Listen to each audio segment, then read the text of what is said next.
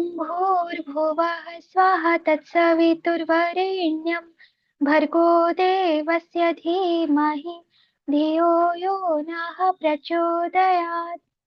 ॐ गुरुर्ब्रह्मा गुरुर्विष्णुः गुरुर्देवो महेश्वरः गुरुर्साक्षात् परब्रह्म तस्मै श्री गुरुवे नमः। अखण्डमण्डलाकारं व्याप्तं येन चराचरं तत्पदं दर्शितं येन तस्मै श्री गुरुवे नमः। तस्मै श्री गुरुवे नमः।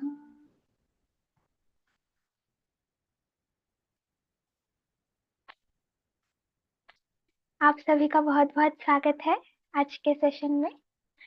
तो जैसा कि कल हमने सेशन लिया था भय का कारण और उनके निवारण। एक शॉर्ट समरी मैं अभी आपको दे देती हूँ, 1 मिनट तक आ रही है।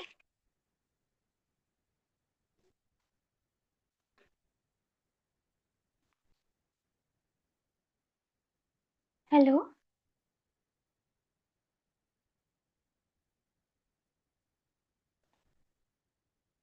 हेलो, हेलो, क्या मैं ऑडिबल हूँ? हाँ हाँ प्रतीक्षा। ठीक है। तो कल हमने इस टॉपिक पर डिस्कशन किया था, भय का कारण और निवारण। आपको मैं एक बार बता देती हूँ, हम निर्भय बने और शांत रहे इस किताब पर स्वाध्याय कर रहे हैं। और आज हम अपना न्यू टॉपिक शुरू करेंगे जिसका टाइटल है हम किसी से क्यों डरे।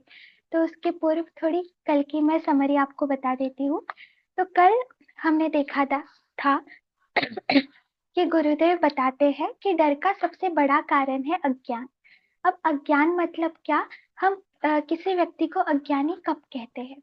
तो उसमें गुरुदेव लिखते हैं कि जिस व्यक्ति की सोचने और समझने की शक्ति बहुत लिमिटेड है, वो कहीं ना कहीं पिछली रूढ़ी परंपराओं में अभी भी उलझा हुआ है और जो सिचुएशंस के साथ आगे नहीं बढ़ता, मतलब एक जगह फंस कर रह जाता है। जैसा कि बोला जाता है, परिवर्तन ही संसार का नियम है। और जो व्यक्ति जमाने के हिसाब से खुद को ढालेगा या अच्छी चीजों के हिसाब से खुद को ढालेगा और आगे बढ़ेगा, वो ही यहाँ पे एग्जिस्ट कर पाएगा। तो ऐसे कुछ व्यक्ति जो ऐसा नहीं करते, जो अभी भी अपनी पिछली चीजों में अड़के हुए हैं, उनको गुरुदेव अज्ञानी कहते हैं। और कहीं ना कहीं यह जो अज्ञानी लोग अंधविश्वासु भी होते हैं। तो भय का मुख्य कारण गुरुदेव बताते हैं कि अज्ञान और अंधविश्वास, ये कहीं ना कहीं पिछले कई अंधविश्वासों में जकड़े रहते हैं और उसी के वजह से मन ही मन डरते रहते हैं और दूसरों को भी डराते हैं। तो इसमें हमने देखा था कि पहले मिर्गी के दौरे अगर पड़ते थे तो लोग समझते थे कि भूत या प्रेत की बाधा है इस पर, या किसी ने कुछ कर दिया है, पर वो असल में एक मिर्गी का दौरा, मतलब उसको डॉक्टर को दिखाने की चीज थी। पर पहले लोग इससे डरा करते थे और झाड़ फूक करने लग जाते थे। तो इसको गुरुदेव ने एग्जाम्पल में गुरुदेव रखते हैं। देन वो कहते हैं कि अगर आपको आगे बढ़ना है, अगर आपको जीवन में सक्सेसफुल होना है, सफलता पानी है, तो आपको इस अज्ञान और अंधविश्वास को पीछे छोड़ना ही पड़ेगा। अगर आप आध्यात्मिक बनना चाहते हैं, अगर आप आध्यात्मिक क्षेत्र में आगे जाना चाहते हैं, तो सबसे पहली जो उपासना आपको करनी चाहिए वो ज्ञान की करनी चाहिए। ज्ञान की उपासना ही पहला चरण है आध्यात्मिकता का। अगर व्यक्ति अंधविश्वास और अज्ञान को छोड़ के जब ज्ञान में प्रवेश करता है, तभी उसकी जो एक स्पिरिचुअल जर्नी शुरू होती है। तो उसमें गुरुदेव लिखते हैं कि किसी भी सफलता के लिए कितनी तैयारी, मेहनत और प्रतीक्षा करनी पड़ेगी, यह जानकर कोई व्यक्ति अपनी गतिविधियों को निर्धारित करे तो उसे कदाचित ही कभी असफलता का मुंह देखना पड़े। मतलब अगर हम चिंताएं छोड़कर, भय छोड़कर, डर छोड़कर अगर किसी कार्यों को पूरा करना चाहते हैं, तो हमें पहली चीज करनी चाहिए उसकी प्रॉपर प्लानिंग, उसका उसकी जो गतिविधियां है उसको प्रॉपरली निर्धारित करना चाहिए, उसकी प्रॉपर जानकारी लेनी चाहिए, हाफ नॉलेज नहीं रखना चाहिए, और उसको ही एम बनाकर अपनी पूरी जी जान उसमें लगा देनी चाहिए। तो ही व्यक्ति सफल हो पाता है। और अगर हम असफल हो रहे हैं तो कहीं ना कहीं ये समझा जाता है कि हम डर रहे हैं उस चीज से, हम कहीं ना कहीं खुद का 100% नहीं दे रहे हैं। तो उसका थोड़ा सा कल बच गया था, मैं आज उसका शॉर्ट में रीड करती हूँ, देन हम अपना न्यू टॉपिक शुरू करते हैं। Page number 24, second paragraph. बड़े से बड़ा भय मृत्यु का होता है, पर यदि उसे वस्त्र परिवर्तन जैसी जीव के लिए भूतकाल में करोड़ों बार घटित हुई सॉरी सामान्य प्रक्रिया मान लिया जाए, तो मरने का अवसर आने पर भी मनुष्य अपना साहस बनाए रख सकता है, मृत्यु के संघर्ष में देर तक लड़ सकता है। जैसे कि फर्स्ट लाइन में वो लिखते हैं, बड़े से बड़ा भय मृत्यु का होता है। मतलब जो जितने भी हमने डर अभी तक देखे इस किताब में, उससे सबसे बड़ा डर मनुष्य को एक ही लगता है कि कहीं मैं मर ना जाऊं, अगर मैं मर गया तो, अगर मेरी मृत्यु हो गई तो कभी कभी उसको भी लोग ऐसे मन ही मन सोचकर एंजाइटी में चले जाते हैं, डिप्रेशन में चले जाते हैं। और आजकल ऐसे बहुत सारे एनजीओज है, नागपुर में भी चल रहे हैं और ऑल अराउंड द शायद इंडिया ये प्रोग्राम चल रहा है कि जो कैंसर पेशेंट्स होते हैं आजकल, बहुत हम देख रहे हैं कि कैंसर की मात्रा कितनी ज्यादा बढ़ गई है। हर 2 दिन में हमें न्यूज सुनाई देती है। तो एक टाटा टोपे नगर हॉल में एक एग्जीबिशन लगता है, वो हर साल लगता है नवंबर, अक्टूबर नवंबर के दौरान। तो उसमें बहुत सारे एनजीओज पार्टिसिपेट करते हैं, तो वहाँ एक ऐसे प्रकार के भी एनजीओज लगते हैं जिनकी खास बात ये होती है कि वो कैंसर पेशेंट्स को मेंटल सपोर्ट देते हैं। मतलब जो भी व्यक्ति कैंसर से जूझ रहा है तो उसकी दवाई का खर्चा तो वो नहीं उठाते, पर उनको मेंटल सपोर्ट देने का वो ट्राई करते हैं। तो जब हमने उनसे जाकर वहाँ पे बात की थी तो उन्होंने मतलब हमें समझाया था कि आजकल जितने भी कैंसर के मरीज हैं वो इसलिए तो मतलब मर ही रहे हैं कि उनको कैंसर हुआ है, पर जल्दी इसलिए मर रहे हैं क्योंकि उनकी जो मानसिक संतुलन है उस दौरान हिल जाती है। क्योंकि जैसे कि हमें पता है उनके बाल झड़ने लग जाते हैं, वो शरीर में बहुत सारे चेंजेस आते हैं। तो उस वजह से कहीं ना कहीं वो जल्दी हार मान लेते हैं और उस वजह से कहीं ना कहीं वो जल्दी मर जाते हैं। तो वो ऐसे बता रहे थे हमें कि हम उन्होंने ठाना है कि वो भले ही उनके दवाई में कंट्रीब्यूट ना कर पाए या उनके मेडिसिन या जो उनका ट्रीटमेंट है उनमें कंट्रीब्यूट ना कर पाए, पर एज अ मेंटल सपोर्ट वो उनके लिए हमेशा रहते हैं। तो ये मतलब आजकल के एरा में ये भी हम देख रहे हैं कि मानसिक संतुलन और मेंटल बैलेंस रखने के लिए कितने प्रयत्न किए जा रहे हैं। तो इसमें से हमें पता चलता है कि ये भी एक बहुत बड़ा भय है व्यक्ति को। अगर उसका मानसिक संतुलन जगह पर नहीं रहा तो आगे गुरुदेव लिख भी रहे हैं कि मृत्यु के संघर्ष में देर तक लड़ा रह सकता है। वो कौन सा व्यक्ति जिनका मानसिक संतुलन ठीक है, मतलब जो मेंटली स्टेबल है। वही अगर वह व्यक्ति डर के वजह से मेंटली अनस्टेबल हो रहा है तो वो इस रेस में भी जल्दी से जल्दी हार मान लेगा। मृत्यु का स्वरूप ठीक तरह समझ में न आने से ही त्रास मिलता है, अन्यथा मृत्यु दंड की आज्ञा सुनकर फांसी लगने के दिन तक खुशी से 17 से 70 पॉइंट वजन बढ़ा लेने वाले क्रांतिकारियों के उदाहरण सुनने को मिलते हैं। हमने बहुत फेमस एग्जाम्पल है भगत सिंह, राजगुरु सुखदेव। उनको जब फांसी लगी थी तो उनके एक जीवनी में लास्ट में लिख के भी आता है कि वो हंसते हंसते फांसी पर चढ़े थे और वो तब मुस्कुरा रहे थे। तो वही है कि जिनको मृत्यु का भय नहीं है, किसी भी बात का भय नहीं है, वो कितनी भी कठिन सी कठिन परिस्थिति आती है तो वो हंसते हंसते पार कर लेते हैं। सच्ची निर्भयता उसे ही मिलती है जिसके सामने अपना कर्तव्य ही प्रधान है। परिणाम को अधिक महत्व देने वाला व्यक्ति असफलता को न तो अधिक महत्व देता है, ना ही उससे डरता है। तो जब हमारा ध्यान अपने एम पर हो, अपने परिणाम पर हो, अगर हम कुछ हाथ में कार्य लेते हैं और हमें उसको पूरा करना है, तो हम अपना पूरा जी जान, सारी चिंताएं चेष्टाएं उस काम में लगा देते हैं, ना कि ये सोचने में कि ये होगा नहीं होगा। तो हमारा तब काम सफल होता है और तब हमें सफल होने से कोई नहीं रोक सकता। जब हम परिणाम पर अधिक महत्व देते हैं, ना कि उससे उसकी चिंताओं पर। ईश्वर विश्वास निर्भयता का सर्वोपरि उपाय है। पुलिस गार्ड के पहरे में रहने वाले को जब आक्रमणकारी शत्रुओं से निश्चिंतता मिल जाती है, सुरक्षा अनुभव होती है, तो सर्वशक्तिमान परमात्मा को अपना साथी सहचर बना लेने वाले के लिए डरने की गुंजाइश कहाँ रह जाती है। जिसने धर्म को अपना आधार बना लिया, उसका भविष्य अंधकारमय हो ही नहीं सकता। फिर किसी से भी डरने की ऐसे व्यक्ति के लिए बात ही क्या रह जाती है।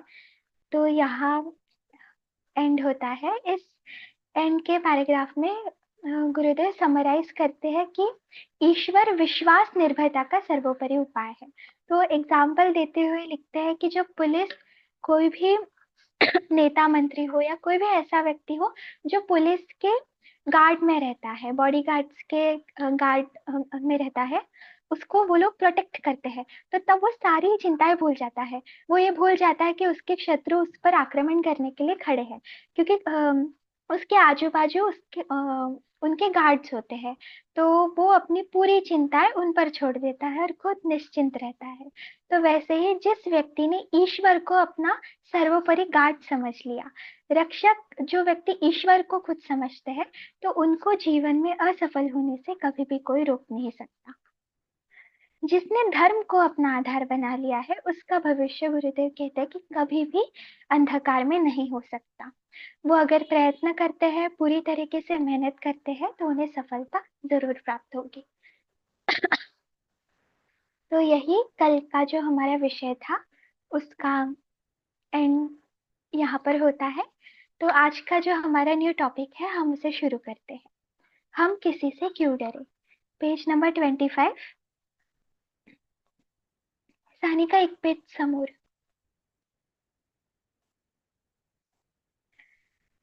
तो ये किताब हमारी एंड होते होते आ रही है। लास्ट सेकेंड टॉपिक है ये कि हम किसी से क्यों डरे। तो इसमें हम पढ़ते हैं और फिर समझते हैं। परमात्मा ने अनेक विभूतियों से सुसज्जित कर मनुष्य को इस धरती में भेजा है। जिन मंगलकारी उपहारों को लेकर वह इस वसुंधरा में अवतीर्ण होता है, वे इतने हैं कि एक एक की खोज और गणना करने बैठे तो अतुल श्रम व समय लगाना पड़े। तो जैसे कि हम इस धरती पर आए हैं, हमारा जन्म हुआ है, तो ऐसा कहा जाता है कि हमारे भीतर बहुत सारी अच्छी क्वालिटीज और बहुत सारी अच्छी विभूतियां ऑलरेडी प्रेजेंट है।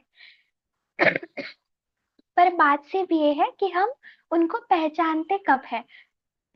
तो वही सोचते हुए गुरुदेव लिखते हैं कि जिन मंगलकारी उपहारों को लेकर वह इस वसुंधरा में अवतीर्ण होता है, मतलब इतनी अच्छी अच्छी क्वालिटीज को लेकर हम इस पृथ्वी पर आए हैं, तो वह इतने ही है कि एक एक की खोज और गणना करने बैठे तो अतुल श्रम और समय लगाना पड़ेगा। मतलब वो इतनी ज्यादा है कि हमें बहुत समय लगेगा अगर हम उनकी गणना करते हैं। भावनाओं को व्यक्त करने के लिए जैसी बुद्धि व वाणी उसे मिली है, संसार के किसी अन्य जीव जंतु को उपलब्ध है नहीं। तो हम सभी को पता है, हम पशु और जब खुद में हम ह्यूमंस में हम कंपैरिजन करते हैं, तो जो पशु होते हैं, जो प्राणी होते हैं, हम कहते हैं कि उनका जीवन सिर्फ खाना पीना और प्रजनन करना होता है। पर जो मनुष्य है, मनुष्य के पास एक बहुत अच्छी शक्ति यानी कि ताकत होती है, जो कि है उसकी सोचने समझने की वृत्ति, बुद्धि और उसकी वाणी। संसार की सारी मशीनें एक ही शरीर के सम्मुख हतप्रद है। खाने पीने, चलने फिरने को स्वचालित मशीन और कोई भी नहीं जैसी मनुष्य को प्राप्त है। मतलब अगर हम देखते हैं कि खुद के अगर बॉडी को, शरीर को एनालाइज भी करते हैं, तो कितना एक रूटीन में सारे जो हमारे ऑर्गन्स है, सारे जो हमारे अवयव है काम करते हैं। हम खाना खाते हैं, वो बराबर गले से होकर पेट में जाता है, वहां उसका पचन होता है। फिर जो भी हमारे आवश्यक जो भी बाकी के ऑर्गन्स है उनको उसके न्यूट्रिएंट्स मिलते हैं, देन जो भी बचा कुचा जो हमारे बॉडी के लिए नहीं है वो निकल जाता है। तो कहीं ना कहीं हमारे जो शरीर के अवयव है एक मशीन की तरह कार्यरत है। पारस्परिक प्रेम और स्नेह, त्याग और आत्मोत्सर्ग, सौजन्य और सौहार्द, संगठन और सहानुभूति के बल पर वह चाहे तो इसी धरती पर स्वर्ग उतार कर रख दे। इनसे भी बढ़कर श्रेष्ठ व अनुपम वस्तु उसे मिली है, वह है आत्मिक बल की अनुपम संपदा। इसे प्राप्त कर मनुष्य सचमुच देवता बन जाता है। तो सबसे एक अच्छा गिफ्ट कह सकते हैं हमें, या वरदान हम कह सकते हैं हमें मिला है, वो है आत्मिक बल। हमारी हमारे अंदर जो बल है, जो शक्ति है, जो कॉन्फिडेंस हमें मिला है, इनर कॉन्फिडेंस। किंतु कार्य जगत में जब हम इन उपहारों में से एक को भी अधिकतर जीवनों में फलित होते नहीं देखते तो बड़ा आश्चर्य होता है। और जब हमें पता होकर भी कि हमारे पास इतनी अच्छी क्वालिटीज है, इतनी अच्छी अच्छी चीजें हैं जिन्हें हम एक्सप्लोर कर सकते हैं, हमें ये पता होकर भी हम उन चीजों पर जब ध्यान नहीं देते, तो गुरुदेव कह रहे हैं कि तब बहुत ही आश्चर्य होता है। ये बहुत ही आश्चर्यजनक बात है। इन महत्वपूर्ण अनुदानों का स्वामी होकर भी उसकी दीनता, हीनता देखकर बड़ी निराशा होती है। हम मतलब हम हमेशा कंप्लेन करते रहते हैं कि मुझे ये नहीं मिला, मेरे साथ तो ऐसा ही हो रहा है, मुझे वो वस्तु चाहिए थी पर मुझे वो मिल नहीं रही है। पर हम बहुत बार ऐसा होता है, हम ये नहीं देखते कि हमारे पास क्या है और हम उसका उपयोग कैसे करें। तो जैसे कि हम देखते हैं जिनके पास एक आंख नहीं होती या एक हाथ नहीं होता, तो ऐसे बहुत सारे हम उदाहरण देखते हैं कि वो, वैसे बहुत सारे व्यक्ति हैं जो ओलंपिक्स में हिस्सा लेते हैं हर साल और जीतते भी हैं। तो अगर वो व्यक्ति ऐसा सोचते कि हमारे पास एक हाथ नहीं है, हमारे पास पैर मुड़ा है हमारा, या मेरे पास आंखें नहीं है, तो क्या वो उस लेवल तक पहुंचते? वो शायद नहीं पहुंच सकते थे। पर जो हम जैसे लोग हैं जिनके पास सब कुछ है, भगवान ने सब कुछ अच्छा दिया है, तो भी हम आधा जीवन कंप्लेंट्स करने में गुजार देते हैं कि मुझे ये नहीं मिल रहा है, मुझे ये तकलीफ है।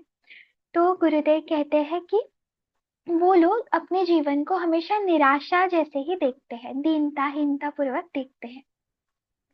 लगता है उसने इसका दुरुपयोग कर लिया। बजाय सुखी व समुन्नत जीवन बिताने के बेचारा क्लेश और क्लांत परिस्थितियों में पड़ा किसी प्रकार जीवन के दिन पूरा करता रहा। मतलब हमने अपनी अंदर की प्रतिभाओं को नहीं पहचाना और हम ऐसे ही बस दिन काटने हैं इसलिए काट रहे हैं। इसका एक प्रबल कारण है भय। तो इसका मुख्य कारण वो बताते हैं कि डर। भय से बढ़कर अनिष्टकारी दूसरा कोई मनोविकार नहीं। यह ऐसा महान घातक शत्रु है जो व्यक्ति की विकास विजय को पराजय में, आशा को निराशा में, उन्नति को अवनीति में क्षण भर में बदल कर रख देता है। तो जैसे कि हम जानते हैं कि अगर कोई व्यक्ति है जिसे सामने आकर बोलने में बहुत डर लगता है, मतलब वो शायद 5-10 लोगों के सामने खड़ा होकर बोल नहीं पाता, तो अगर वो कभी ट्राई ही नहीं कर रहा है और वो हमेशा डर रहा है, तो क्या उसकी वो क्वालिटी बाहर आ पाएगी? जैसे सपोज बहुत बार कॉलेजेस में ऐसा होता है कि कुछ सामने जाकर हमें कुछ कहना पड़ता है, कभी किस चीजों में हमें पार्टिसिपेट करना पड़ता है, तो बहुत से ऐसे बच्चे होते हैं जिनमें बहुत अच्छी अच्छी क्वालिटीज होती है। जैसे कोई बहुत अच्छा डांस कर सकता है, कोई अच्छा बहुत किसी विषय पर बोल सकता है, कोई अच्छा गाना गा सकता है, पर वो पीछे इसलिए रह जाता है क्योंकि उसको डर लगता है, स्टेज फियर होता है, बहुत लोगों के सामने बोल नहीं पाता। तो बस वो डर के वजह से वो पीछे रह जाता है। पर जिस दिन वो ठान लेता है कि नहीं, मुझे अब अपने डर को भुलाना है और मुझे वहां जाकर बोलना है, तब एक बार में जब वो ट्राई करता है तो दूसरी बार उसको कॉन्फिडेंस आने लगता है और वो सोचता है कि ये तो कितना इजी था, मैं तो ऐसे ही डर रही थी। तो बस यही बात है कि डर की, जब तक हम अपने डर को या हम अपने कंफर्ट जोन से बाहर नहीं निकलते, तब तक हम वही निराशाजनक लाइफ जीते रहेंगे और आगे नहीं बढ़ पाएंगे। भय के दो रूप हैं, एक क्रियात्मक, दूसरा भावनात्मक। अब हम देखते हैं इनमें क्या आता है। पहला कर्ता और परिस्थिति के स्थूल सहयोग व संघर्ष की आशंका से होता है। जैसे कि क्रियात्मक डर का हम एग्जाम्पल देख रहे हैं, रात के अंधकार में डर जाना, चोर बदमाश आदि किसी आतताई के आक्रमण आदि की आशंका को इस कोटि में माना जाता है। मतलब क्रियात्मक मतलब सिचुएशनल डर, कि जैसे रात के अंधेरे से डरना और उजाला आ जाएगा तो हम नहीं डरेंगे, मतलब नॉर्मल हो जाएंगे, तब का तब खत्म हो जाएगा। कोई चोर घुसा है तब उससे डरना, बाद में माहौल शांत होने के बाद नॉर्मल स्थिति में आ जाना। तो ऐसे कुछ क्रियात्मक डर है। और दूसरा गुरुदेव कहते हैं भावनात्मक डर। तो ये जो भावनात्मक डर है वो मन के वजह से आते हैं। जैसे क्रियात्मक डर में शारीरिक, आर्थिक व व्यावसायिक क्षति संभव है, किंतु जो दूसरी प्रकार का भय जो मनुष्य को देर तक उत्पीड़ित करता घुलाता रहता है, वह है मन का भय। तो ये आता है भावनात्मक भय में, क्योंकि हम जानते हैं मन हमारे काबू में नहीं होता है। और थॉट्स हमारे काबू में कभी नहीं होते हैं। तो हम जितना सोचते हैं कि हम इस बारे में, मैं इस बारे में नहीं सोचूंगी, उतना ही मैं उस बारे में सोचती जाती हूँ या हम उस बारे में सोचते जाते हैं, और उतने ही अनगिनत विचार दिन में हमारे माइंड में आते रहते हैं। तो ये जो भय है वो मनुष्य को देर तक प्रॉब्लम देता है। इसके पीछे भी आधार क्रियात्मक हो सकते हैं, किंतु ऐसे भय अधिकांश निराधार ही होते हैं। मतलब ये बेसलेस है, इनका कोई ऐसा आधार नहीं, पहले से उतना नुकसान नहीं होता। जो पहला क्रियात्मक भय था उससे उतना नुकसान नहीं है, क्योंकि वे घटना के अनंतर ही समाप्त हो जाते हैं, सिचुएशनल है। किंतु निरंतर शारीरिक व मानसिक शक्तियों का शोषण करने वाला तो यह मन का ही भय होता है। मतलब ये दूसरा जो प्रकार का भय है वो इतना घातक है कि उससे रेगुलर मन का शोषण होता है, शारीरिक शोषण भी होता है। अगर हमारा मन खराब, मन अगर दूषित है, दूषित इन द सेंस मन बहुत सारे नेगेटिव थॉट से भरा हुआ है, तो हम देखेंगे कि हमें शरीर भी हमारा कुछ खास हमें साथ नहीं देता। मतलब हमें बस ऐसा लगता है बैठे रहो या कुछ काम ना करो, फोन को देखते रहो, स्क्रॉल करते रहो, तो हमारा शरीर भी कहीं थमसा जाता है। तो ये दोनों चीजों को हानि के लिए हानिकारक है। भयभीत होने का अर्थ है आत्मबल की कमी, आत्मशक्ति की कमी, आत्मविश्वास की न्यूनता। आने वाली कठिनाई या दुर्घटना से आतंकित होने का एक ही अर्थ होता है कि उनसे लड़ने, जूझने और संघर्ष करने का साहस नहीं है। कि जब भी हमारे सामने कोई कठिन परिस्थिति आती है और जब हम उनसे जूझ नहीं पाते, यानी कि उसका सामना नहीं कर पाते, तब जनरली ये डर पैदा होता है। जब मनुष्य खुद को हारा हुआ समझता है, मतलब आत्मविश्वास की कमी, आत्मबल की कमी, तब मनुष्य अक्सर भयभीत होता है।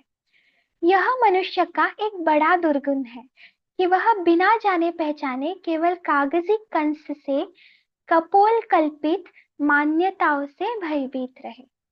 भय की परिस्थिति के मूल तक पहुंचकर देखे तो वास्तविकता कुछ भी न निकलेगी। मतलब पिछले भी सेशन में हमने देखा था कि भय में कोई भी वास्तविक चीज नहीं है। मतलब इसका वास्तविकता से कोई भी लेना देना नहीं है, ये बहुत ही अनरियलिस्टिक भावना है।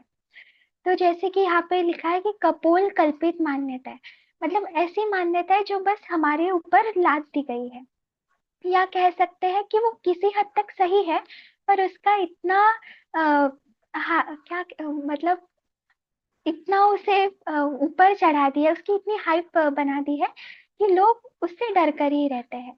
जैसे कि हम देखते हैं कि जब स्त्रियां जब मासिक धर्म में होती है, मेंस्ट्रुअल साइकिल में होती है, तो पहले ऐसा होता था कि वो किसी भी चीज को थोड़ा भी हाथ लगा दे तो आ, मतलब उसे अपशगुन या ऐसे कुछ माना जाता था। मतलब ऐसे बोलते थे कि अब पूरा का पूरा अपवित्र हो गया, अब सब धुलना पड़ेगा, ऐसे हो जाता था।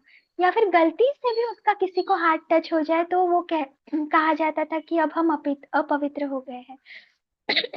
तो ऐसी कोई मान्यताएं हैं जो अ, कपोल कल्पित है, मतलब बस भय क्रिएट करने के लिए बनाई गई है।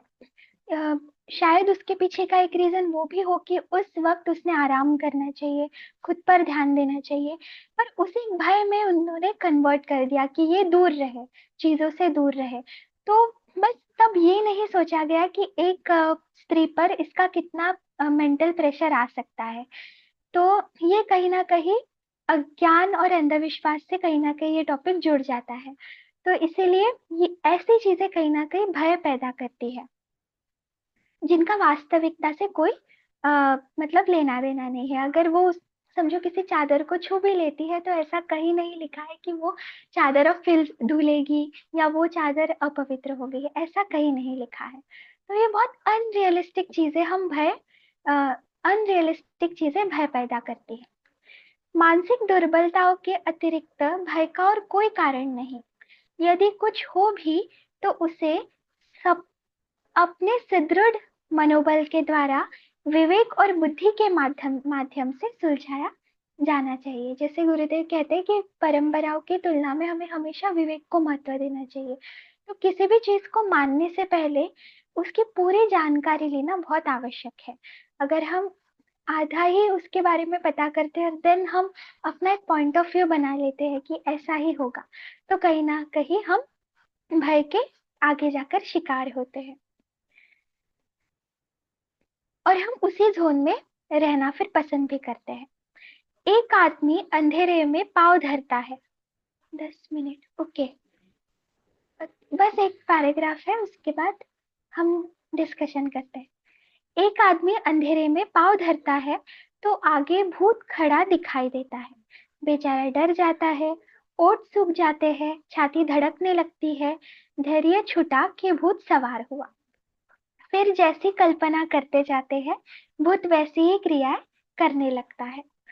पर एक दूसरा व्यक्ति थोड़ी हिम्मत बांधता है, सारा साहस बटोर कर आगे बढ़ता है, सोचता है देखे यह भूत भी क्या बला है। आगे बढ़ता है तो हवा के कारण हिलती डुलती झाड़ी के अतिरिक्त कुछ भी दिखाई नहीं देता। तो ये एग्जाम्पल देते हुए हमें गुरुदेव समझा रहे हैं कि जब हम किसी घने जंगल में या अंधेरे में चलते रहते हैं तो हम खुद ही इमेजिन करने लग जाते हैं कि कोई मेरे पीछे से आ रहा है या कोई अभी सामने एकदम से आ जाएगा। तो कहीं ना कहीं ये हमारी इमेजिनेशन होती है। अब वो इमेजिनेशन होने के दो कारण है, क्योंकि हम भूत भूतों वाली पिक्चरें या सीरियल्स देखते हैं तो उसके वजह से हमारे दिमाग में एक ऐसी छवि छप जाती है कि अंधेरा है मतलब यहाँ कोई ना कोई तो होगा ही। और दूसरा एक रीजन है कि हम कहानियां सुनते हैं भूतों की, तो हमारे माइंड में एक ऐसी इमेज बन जाती है। क्योंकि मोस्ट ऑफ द कहानियां जो भूतों की सुनाई जाती है और दिखाई जाती है, आपने नोटिस किया होगा उसमें अंधेरा ही होता है। अंधेरे में वो मतलब उसमें भूत दिखाई देते हैं। तो जब भी किसी व्यक्ति के सामने बहुत अंधेरा आता है तो वो थोड़ा ना थोड़ा डरता ही है और अपने दिमाग में कुछ ना कुछ सोचने लग जाता है। पर गुरुदेव कहते हैं अगर हम हिम्मत करें और हम देखें कि ये भूत क्या है, तो कभी हमें पता चलता है कि ये तो बस एक हिलती डुलती झाड़ी थी, जिसे हम दूर से मतलब देखकर समझ रहे थे कि वो भूत है। तब उसे पता चल जाता है भूत और कुछ नहीं, अपना ही मानस पुत्र है, अपनी ही कल्पना की तस्वीर है, मतलब हमारे एक इमेजिनेशन है। डर जाने के 80% कारण ऐसे ही होते हैं।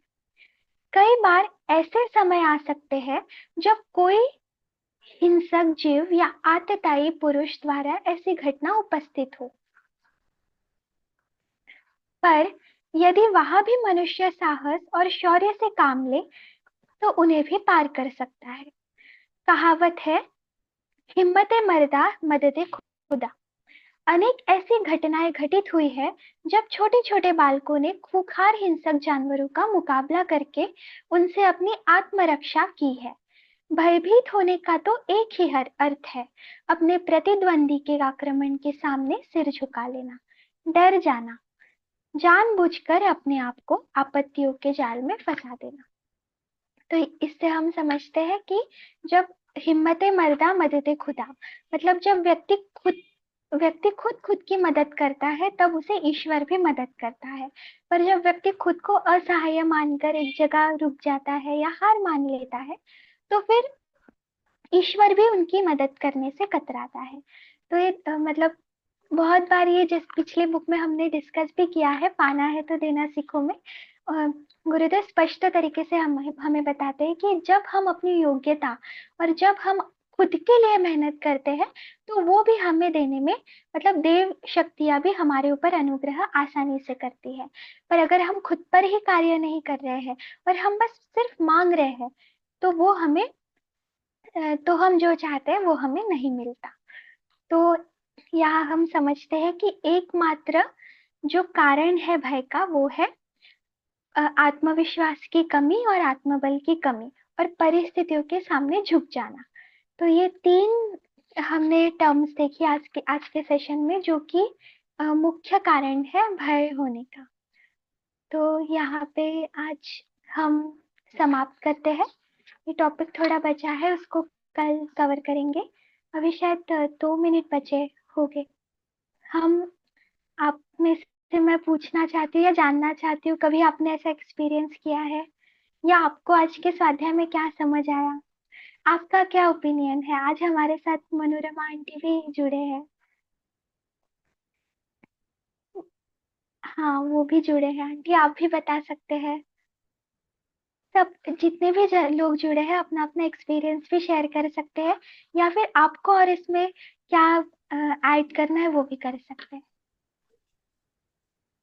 प्रतीक्षा, मुझे ऐसा लगा आज के आंटी भी टॉपिक में। है, हेलो, मनोरमा आंटी, सोनाली दीदी, स्वेजल, मेरा आवाज आ रहा है? प्रतीक्षा, दीपक भैया, आंचल दीदी, रंजना दीदी। आम्हाला येते ताई. प्रतीक्षाला नाही येत बहुतेक. अच्छा, ओके. तर मला याच्यामध्ये सगळ्यात महत्वाचं वाटतं की भय आणि अज्ञान याचा खूप जवळचा संबंध आहे. कारण की आपण अंधाराला घाबरतो म्हणजे आपलं अज्ञान, जसं की याच्यामध्ये हॅलो. असं सांगितलंय की अंधार असेल पण आपण तिथे जाऊन बघितलं तर कदाचित आपल्याला तिथे गेल्यावर असं समजतं की तिथे काही भीतीसारखं काही नाहीये. तर आपण जेव्हा त्याला फेस करतो आणि समोर जातो तेव्हा ते भय दूर होतं आपलं. म्हणजे अज्ञान जोपर्यंत आपल्यामध्ये असतं तेव्हा तेच दुःखाचं कारण, तेच भीतीचं कारण सगळं अज्ञान आहे. तर म्हणून व्यक्ती जेव्हा अज्ञानातून ज्ञानाकडे कोई जातो तेव्हा मतलब कुछ कहना चाहते हैं? प्रतीक्षा, मेरा आवाज नहीं आ रहा है? प्रतीक्षा को नहीं आ रहा है शायद। ओके, मी सांगते ताई. प्रतीक्षा, वो अर्चना दीदी कुछ एक्सप्लेन कर रही मनोरमा थी. आंटी आपका वीडियो ऑन है, आप कुछ कहना चाहते हैं?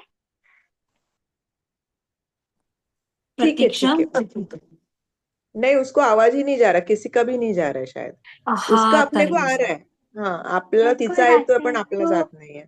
आज का जो सेशन है हम यहाँ पे समाप्त करते हैं।